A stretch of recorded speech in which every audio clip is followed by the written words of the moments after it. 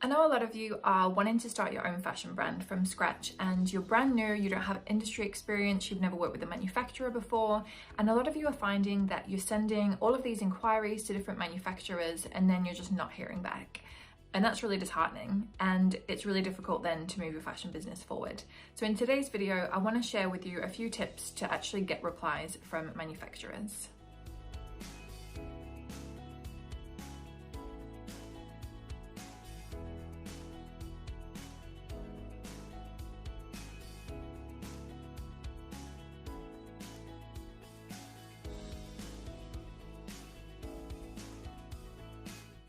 If you're new around here, hi, I'm Vicky from the Fashion Business Coach, the platform that helps small and startup fashion brands to launch and scale successfully with our courses and one-on-one services. So in today's video, we're going to be talking about factory manufacture and potentially why you've not been receiving replies from factories. Well, the first thing to know, if you didn't already, is that each and every supplier is going to have what we call an MOQ, which stands for minimum order quantity. And for many of these factories, the MOQ is very, very high.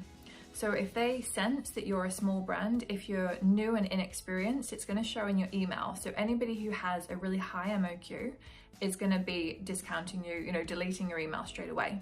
But for you, that's not necessarily a bad thing, since if they have a really high MOQ, chances are, as a small business, you actually couldn't work with them anyway. In terms of what is a big MOQ, the smallest I tend to see is around 100 pieces to work with a factory, up to sort of 10,000 pieces. So some factories actually require you to make 10,000 items of the same item in the same color in order to work with them. So automatically, any with that kind of volume are just going to be deleting your request because they'll know that you're not from a brand big enough to have that kind of order quantity and that order volume. So as I say, that's not necessarily bad because they're never going to work with you anyway. So the ones we really want to target are people with a small minimum order quantity. A lot of the time in the FAQs on websites, or even if you're using some kind of search engine, like industry search engine, not like Google or something like that, but you may well find that they actually have a filter by minimum order quantity. So I'd make sure that you check that so that anyone you are getting in touch with, they actually have like something suitable for you. If you're ordering less than 100 pieces per style and colour, factory manufacture in most cases probably isn't the best route for you, in which case maybe message me and ask about the other methods available, because you're going to struggle realistically to get factories on board for less than that. So in terms of getting a reply, the factory is going to want three things from you. They're going to want a really short email. They don't want to hear your life story, what inspired you, none of it. And I know that's really harsh, and I know a lot of you are really passionate and want to share your story. Factories are not going to want that. Like me, they're going to get hundreds of emails a day, and replying to emails comes at a cost to them. So if you are giving tons of information and the factory just cannot get through this email and figure out what it is you want, whether they can even help you, chances are it's just going to get deleted and cast aside. So you want to have the email really short and sweet.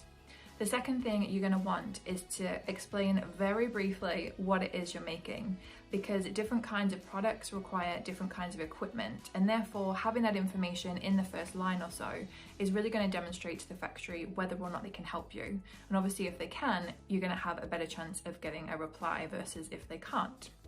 So make sure that that's really at the top of the email. When I say tell them about the product, because we're being really short and specific, I would generally talk about the category. So if you're making something from like a stretchy activewear fabric, that's really important to know, because that's going to determine what the machinery required is to an extent. They'll no doubt have follow-up questions for you, but at least it gives an initial indication. Similarly, stretch fabrics and non-stretch fabrics typically have different machinery and different factories. So if you're making both of those things, chances are you're going to need two suppliers, or at least two agents. An agent is somebody who works with multiple factories. They take a commission, so it's often more expensive, but it's also often easier for you as well. And the third thing, they're going to want to know that you have a tech pack. I wouldn't send it with the initial inquiry, but I would tell them that you have it.